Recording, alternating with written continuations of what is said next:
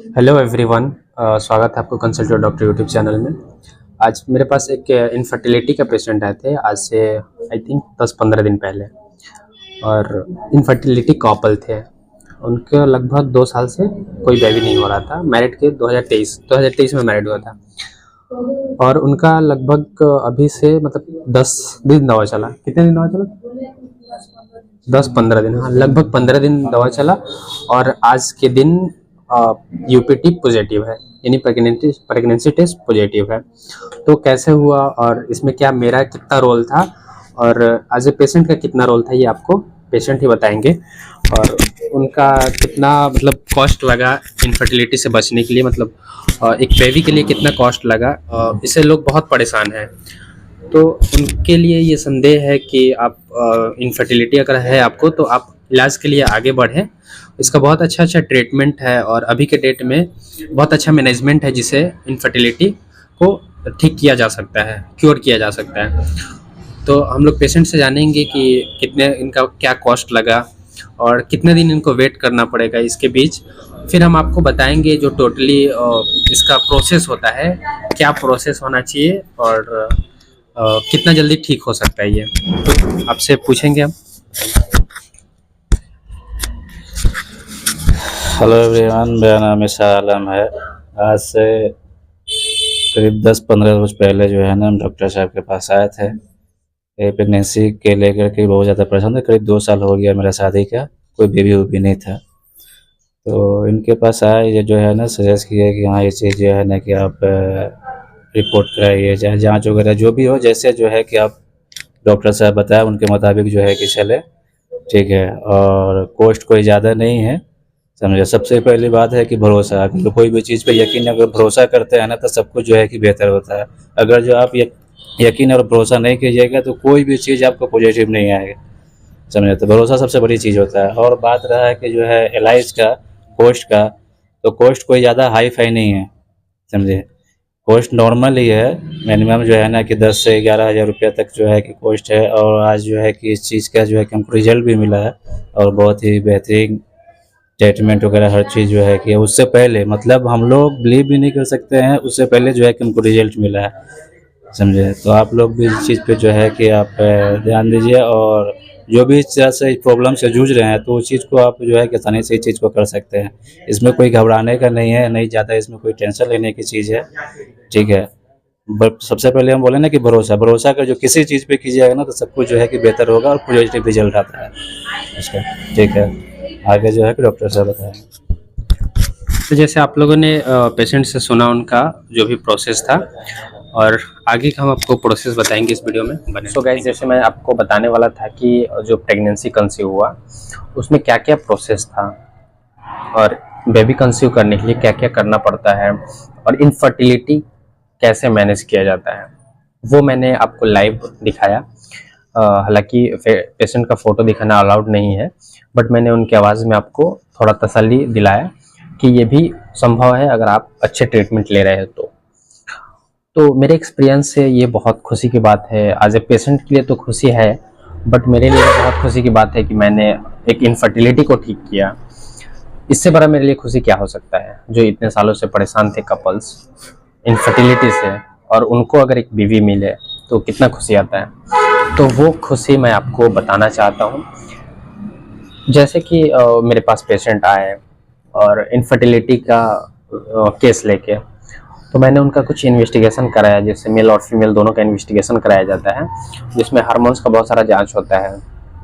तो फिर viral marker वगैरह होता है कि कोई HIV वगैरह तो नहीं है, और भी बहुत सारा जांच होता है। अंडा कैसे बन रहा है TVS करके देखा जाता है, फॉलिकुलर स्टडी किया जाता है, अंडा का साइज कितना है, फिर कोई ओवरी में प्रॉब्लम तो नहीं है, थिकनेस नहीं है, लाइनिंग नहीं है, ये सारा चीज़ देखा जाता है। तो वो मैंने जांच कराया। पेशेंट में मेल पेशेंट में देखा जाता है कि उसका थायराइड का प्रॉब्लम नहीं है, कोई वायरल इन्फेक्शन तो नहीं है, ब्लड की कमी तो नहीं है, टेस्टोस्टेरोन की कमी तो नहीं है, स्पर्म सही तो है, स्पर्म में मोटालिटी कितना है, ये सारा मेजर किया जाता है। देन अगर कोई फीमेल में प्रॉब्लम मिले, मेल में प्रॉब्लम मिले, तो उसको कलेक्ट करने से इनफर्टिलिटी ठीक हो जाता है। बट अगर नॉन कॉज हो, यानी इडियोपैथिक इनफर्टिलिटी हो, तो उसके लिए भी अलग मेडिसिन दिया जाता है एज ए ट्रायल के रूप में। अगर स्पर्म में मैच्योरेशन अरेस्ट होगा तो उसके लिए भी अलग ट्रीटमेंट किया जाता है, जिसमें टेस्ट ट्यूब बेबी के लिए सलाह दिया जाता है। ये स्पर्म तो बन रहा है बट निकल बहुत कम रहा है। एफएनएससी भी करके देखा जाता है कि स्पर्म बन रहा है और वो सर्वाइव कितने दिन कर पा रहा है स्पर्म, तो ये सब चेक किया जाता है। तो मैंने पेशेंट में ये सारा जांच कराया और पेशेंट इजिली टॉलरेंट कर लिए और जांच कराए। लगभग 10-12 हज़ार का जांच हुआ, कुछ मेडिसिन चला और मैक्सिमम 15 से 20 दिन में प्रेगनेंसी कंसीव होगा। अनबिलीवेबल, मेरे को भी भरोसा नहीं हो रहा था कि ये 15 से 20 दिन में प्रेगनेंसी कैसे कंसीव हो गया, क्योंकि मेरे लिए बहुत खुशी की बात थी। और जब ये पेशेंट का पॉजिटिव रिपोर्ट आया, पेशेंट से ज़्यादा खुशी मेरे को था कि मैंने एक इनफर्टिलिटी को ठीक किया और मेरा इससे एक्सपीरियंस बढ़ा, जज्बा बढ़ा। तो ऐसे करके ऐसे तो मैंने पहले ये सब का पढ़ाई किया, बहुत सारा इसका रिसर्च देखा, कौन सा सही मेडिसिन है, किस तरह से जल्दी प्रेगनेंसी कंसीव होगा, ये एवरीथिंग मैंने बहुत स्टडी किया है इसके बारे में। वैसे तो मैं रिप्रोडक्टिव मेडिसिन का स्पेशलिस्ट नहीं हूँ, बट फिर भी ट्रायल से मैंने इनफर्टिलिटी को ठीक किया और मेरा एक्सपीरियंस भी है। मैंने और भी सारे काफ़ी पेशेंट को ठीक किया है, बट सबसे इम्पोर्टेंट ये था कि 15 से 20 दिन में कंसीव हुआ। और ये बहुत मेरे लिए मोटिवेशनल का एक संकेत था कि 20 दिन में और इतना जल्दी, पेशेंट भी बहुत खुश और मैं तो बहुत ज़्यादा ही खुश था। हालांकि जब एक पेशेंट ठीक हो जाए और वो पेशेंट जो 2-3 साल से इनफर्टिलिटी से परेशान, अगर वैसा पेशेंट ठीक हो जाए तो फिर इससे डॉक्टर को बहुत खुशी होता है। लाइक मुझे भी वैसा हुआ। और आपको भी अगर इनफर्टिलिटी है तो आप अच्छे से इलाज कराएं। ये इनफर्टिलिटी बहुत अच्छे से मैनेज हो जाता है। कुछ कुछ में एडियोपैथिक होता है, तो एज ए पेशेंट को भी समझना चाहिए, सब कुछ डॉक्टर नहीं करते, हम लोग तो बस बता देते हैं। पेशेंट का भी बहुत अहम रोल होता है इसमें कि पेशेंट समझे और पेशेंस रखे पेशेंट, ये चीज़ होना चाहिए। तो जिनको भी इनफर्टिलिटी है आप बिल्कुल इलाज कराएं, इलाज के लिए आगे बढ़ें।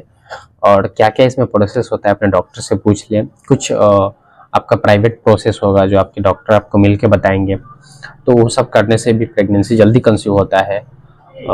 शारीरिक संबंध कब बनाना है, अपने पेशेंट के साथ कैसे बिहेव करना है, पॉजिटिव थिंक कैसे लाना है, ये सब कुछ पेशेंट को बताया जाता है, पेशेंट को सिखाया जाता है, तब जाके इनफर्टिलिटी सही होता है। खाली मेडिसिन से इनफर्टिलिटी कभी ठीक नहीं होता है कोई कारण हो। एडियोपैथिक जो इनफर्टिलिटी होता है वो सिर्फ मेडिसिन से ठीक नहीं होता है।